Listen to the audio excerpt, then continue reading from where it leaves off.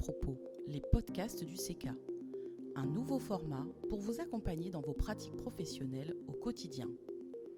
Ce podcast est consacré au partenariat avec les usagers. Ce numéro est conçu et écrit par Fanny Genolini pour le CECA. Bonne écoute!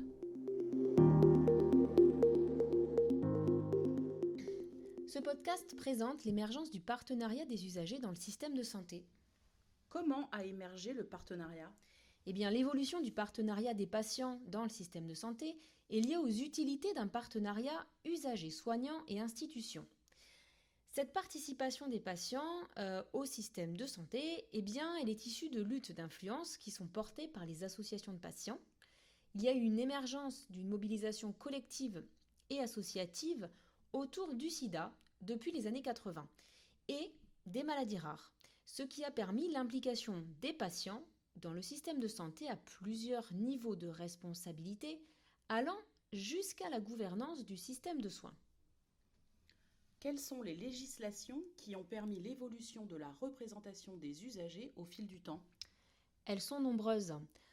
En 1991, la loi E20 permet aux représentants des familles de personnes accueillies en long séjour dans les établissements de santé d'obtenir une première voix consultative dans les conseils d'administration. Et puis en 1996, les ordonnances Juppé généralisent la représentation des usagers au sein des conseils d'administration de chaque établissement public de santé. C'est en 2002, par la loi Kouchner, que les représentants des usagers sont inclus dans la composition de la Conférence nationale de santé qui ouvre les débats d'experts au public. Et en 2004, la loi de santé publique permettra, elle, l'évolution des conditions dans lesquelles sont appliqués et respectés les droits des personnes malades et des usagers du système de santé.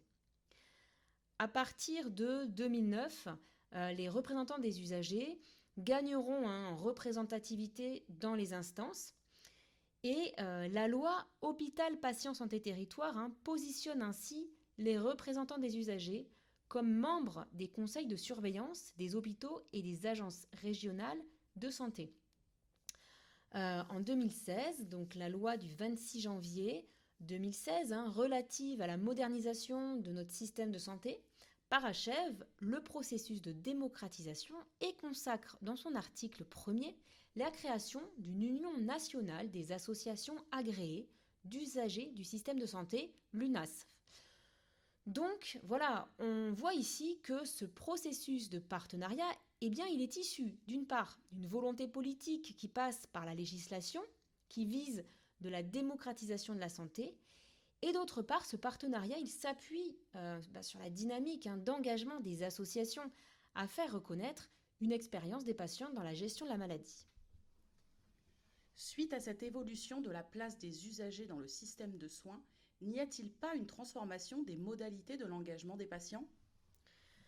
Oui, donc à partir des années 2000, il y a effectivement une transformation de ces modalités de l'engagement donc des patients dans le système de santé.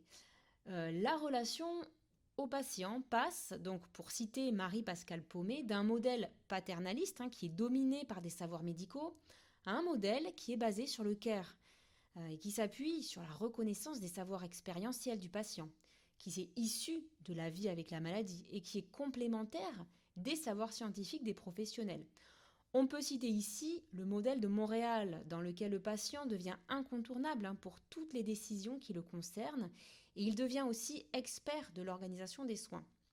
Donc aujourd'hui, il offre des perspectives pertinentes pour la gestion des maladies chroniques. Alors, dans cette continuité, les politiques publiques de santé appellent à la responsabilité individuelle et collective pour améliorer la sécurité et la qualité des soins.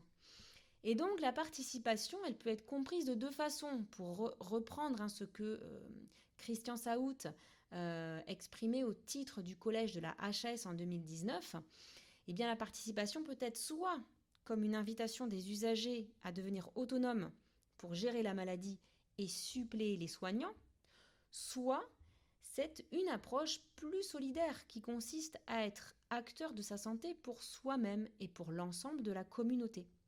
Alors cette approche, elle nécessite une transformation des pratiques professionnelles afin que les soignants, les accompagnants et les décideurs eh bien, sache prendre en compte l'expérience, les besoins, les préférences des personnes pour augmenter ce que l'on appelle le pouvoir d'agir des patients. C'était C'est qu'à propos, les podcasts du CECA. Ce podcast fait partie d'une série à retrouver sur ck.fr. Alors à bientôt!